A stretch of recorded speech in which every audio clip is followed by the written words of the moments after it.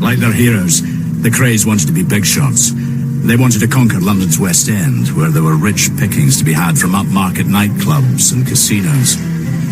As they climbed the ladder of success, each step was accompanied by the generous use of violence. By the late 60s, London's most notorious gangsters, the Kray twins, appeared to have it all. They owned nightclubs and ran protection on casinos. They held it all together by the increasing use of violence, and the money kept rolling in. You spent money as you came in. If money came in, they would do it. I don't think they were the bank account. I've never known Reggie or Ron to write a check out. The twins were generous with other people's money. They splashed it around the East End. It helped to create an image. The public in the East End rather welcomed them, I think, because they kept some sort of order in the streets. And they had this rather sentimental way of giving to old people's charities and paying for everybody's bill in the pub and that sort of thing. The twins were living for the day, but time had a cruel trick in store for them. For many years, their personalities had been growing apart, each becoming more and more at odds with the other. The problem was Ron. He was becoming more unstable, more violent, and more domineering. No one could control him. I mean, the only one that could control him was his mother. No one else. He's a bit like Rasputin, you know. He's way out. He's unusual. That does become very, very scary. And he was scary. He could be scary. They both could, but Ron especially. If he's going to come in here now and cut you or shoot you, he'd do it. You know, all the talking, he didn't take notice of no one. You know, even Reggie, he was dominated by him, wasn't he? Really, we all knew that. The catalyst for Ron's wild behavior lay deep in the twins' past. A decade before, in 1956, Ron had been jailed for a vicious assault. In prison, Ron was isolated from the only person he could relate to, his twin brother. He suffered a major mental breakdown and was diagnosed as psychotic. He was a barely controlled schizophrenic, very dangerous. When he was finally released after 3 years, he had changed. He even looked different to Reg. Some said he was the very image of a homicidal psychopath. Once he was out, his madness took over, and he became an enormous problem to everybody. Ron trusted no one except his brother. He thought everyone was plotting against him. At one time, you couldn't tell them apart. You know, it's only as the years went on, Ronnie's drinking and that, and the pills he was taking, like, you know, for his paranoia, that his face got fatter.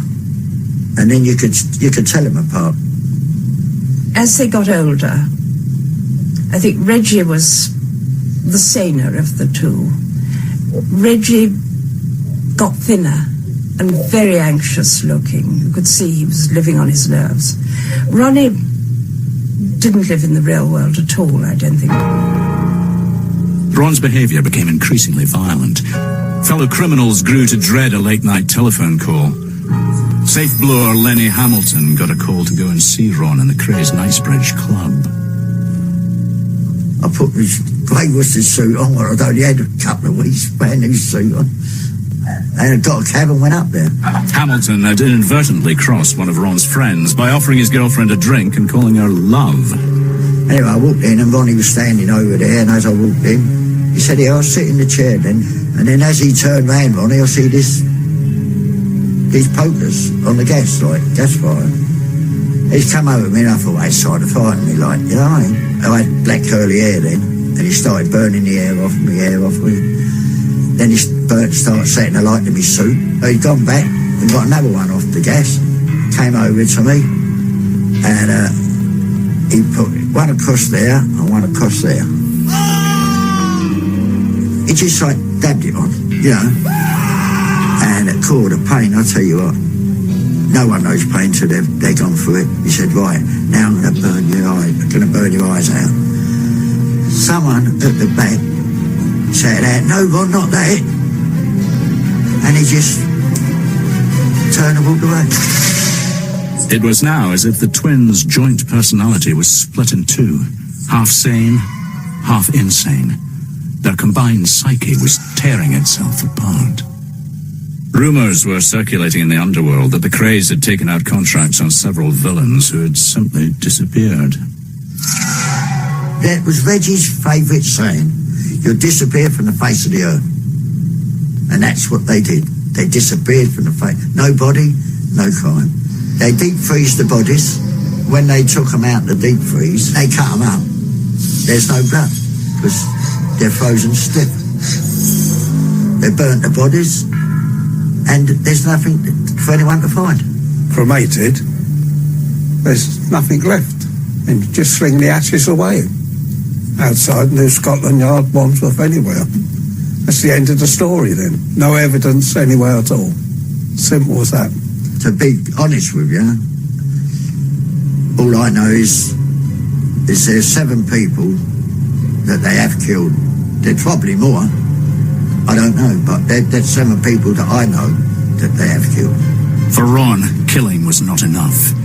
He wanted people to see him kill in cold blood, and he wanted his brother to do it too. I think they were so carried away by the role they'd got themselves into as gangster killers, they had to do it finally. So Ron murdered George Cornell in the Blind Beggar pub. His bloodlust was sated for a while, but somehow it wasn't enough. He knew the taboo on killing had to be broken again on the Krays' bloody road to fame. It was the swinging 60s. The British gangsters, the Krays, were riding high. Their gang, the Firm, ruled London's East End. But behind the glamour, the twins had a twisted plan for fame. They would murder their way into the history books. Thank you for watching. If you enjoyed the video, please join our Facebook group. It's called Krays Crime Lords of London. We're a friendly moderated group with over 1,000 Kray and other celebrated gangster videos available for view. There's also thousands of images in the photos sections. The link for the group is in the YouTube description section. I hope we see you there soon.